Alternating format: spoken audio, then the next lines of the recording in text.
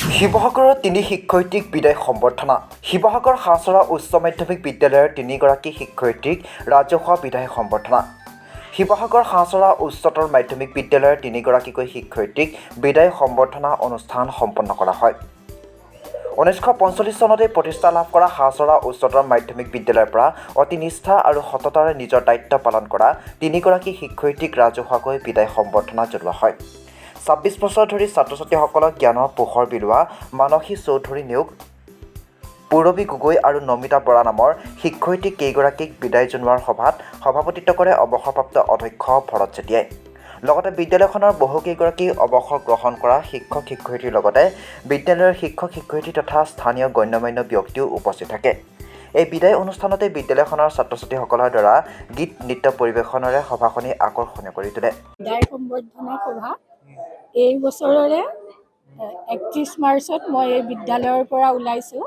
প্ৰায় 26 বছৰ মই ইয়াত শিক্ষকতা কৰিলোঁ। তাৰ যি অভিজ্ঞতা, টাউনৰ সমীপৰ স্কুল হিচাপে ছাত্ৰ ছাত্ৰীখিনিক আমি প্ৰথমতে, যদিও মই ইয়াৰ আগতে এখন বিদ্যালয়ত কৰিছিলোঁ, এখন ছোৱালী স্কুল আছিল, অস্থায়ীভাৱে তাত এবছৰ কৰিছিলোঁ। ইয়াত প্ৰথমতে অকণমান ভয়ো লাগিছিল, ইমান ডাঙৰ বিদ্যালয় স্কুল, মানে কিমান কি কৰিব পাৰোঁ বুলি। কিন্তু সেই পাছত ল'ৰা ছোৱালীখিনি যথেষ্ট, তেতিয়াৰ পৰাই মই 8-9ত পঢ়াইছিলোঁ। প্ৰথম 8তে ইংৰাজী পঢ়াইছিলোঁ। ল'ৰা ছোৱালীখিনি কিন্তু ভালেই পাইছিলোঁ। এডুকেশ্যন হিচাপে প্ৰথমতেতো এখন গাৰ্লছ স্কুলতহে মই কৰিছিলোঁ। ইয়াত ল'ৰা ছোৱালী দুইখিনিকেই পাইছিলোঁ। সাধাৰণতে টাউনৰ স্কুলবিলাকত দেখোঁ ল'ৰাবিলাক যথেষ্ট উৎপতীয়া থাকে, কিন্তু সেই ক্ষেত্ৰত আমি বিশেষ অসুবিধা পোৱা নাছিলোঁ। যি কওঁ তাকেই শুনে ল'ৰা ছোৱালীবিলাকে। ল'ৰা ছোৱালীবিলাক যথেষ্ট ভদ্ৰ, অন্তত টিচাৰৰ কথা শুনিছিলে। কিন্তু অভিভাৱকৰ যিখিনি সহযোগিতা পাব লাগে, সেইটো আচলতে আমি সম্পূৰ্ণৰূপে পাইছিলোঁ বুলি ক'ব নোৱাৰোঁ। শিক্ষাটো আগবঢ়াই নিবলৈ হ'লে শিক্ষক, ছাত্ৰ ছাত্ৰী আৰু অভিভাৱক তিনিওৰে সমন্বয়তহে বস্তুটো আগবাঢ়ি যায়। এতিয়া বহু কথা আমি তেওঁলোকৰ মানসিকভাৱে ছাত্ৰ ছাত্ৰীসকলৰ কথা আমি জানিব লাগিব। যাৰ কাৰণে অভিভাৱকসকলৰ আমাৰ প্ৰয়োজন হয়। আমি প্ৰায়ে আমাৰ অধ্যক্ষ মহোদয়ক বা তেতিয়া আমাৰ যিজন প্ৰধান শিক্ষক আছিলে তেখেতসকলকো কওঁ, মানে অভিভাৱক সভা আহ্বান কৰাৰ কথা, পতাও হয় অভিভাৱক সভা। তাত প্ৰায়েই আমি খুব কম সংখ্যক অভিভাৱককহে পাওঁ। গতিকে আমাৰ যিখিনি ক'বলগীয়া থাকে সেইখিনি ক'বলৈ আমি বিশেষ সুবিধা নাপাওঁ। একেবাৰে নোপোৱাও নহয়, বহুবিলাক যিখিনি আহে সদায় সেই একেখিনিয়ে আহে। অৱশ্যে সচেতন অভিভাৱক নাই বুলি মই নকওঁ, আছে যথেষ্ট। মানে কি আৰু, আগতে ধৰি লওক ল'ৰা ছোৱালীবিলাকৰ যিখিনি নৈতিক শিক্ষা বা নৈতিকভাৱে যিখিনি হেৰি আছিল, এতিয়া কিছু কম। সেই ক্ষেত্ৰত আমি অকল ছাত্ৰ ছাত্ৰীসকলক দোষ দিলে নহ'ব, অভিভাৱকৰ কথা আছে। প্লাছ আমাৰ পাঠ্যক্ৰমতো আগতে ধৰি লওক যিটো সময়ত আমি পঢ়িছিলোঁ তেতিয়া মৰেল এডুকেশ্যনৰ কিছুমান শিক্ষা বিদ্যালয়তো দিয়া হৈছিল, কিন্তু আজিকালি তেনেকুৱা কোনো ব্যৱস্থা পাঠ্যক্ৰমতো দেখা নাই। নৈতিক শিক্ষাৰ তেনেকুৱা, বা আমিতো ল'ৰা ছোৱালীবিলাকক কৈয়ে থাকোঁ, কিন্তু আমি নিৰ্দিষ্ট এটা সময় মাত্ৰ পাওঁ, ধৰি লওক 9 বজাৰ পৰা 2:30 বজালৈ বা 3 বজালৈ। এইটো সকলোখিনি নিৰ্ভৰ নকৰে।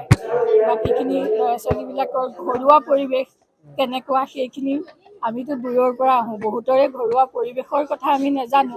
সেইখিনি জানিলে আচলতে আমাৰ শিক্ষাদানতো সহজ হয়, আগবাঢ়ি যোৱাত সহায় হয় বা শিকাবলৈও।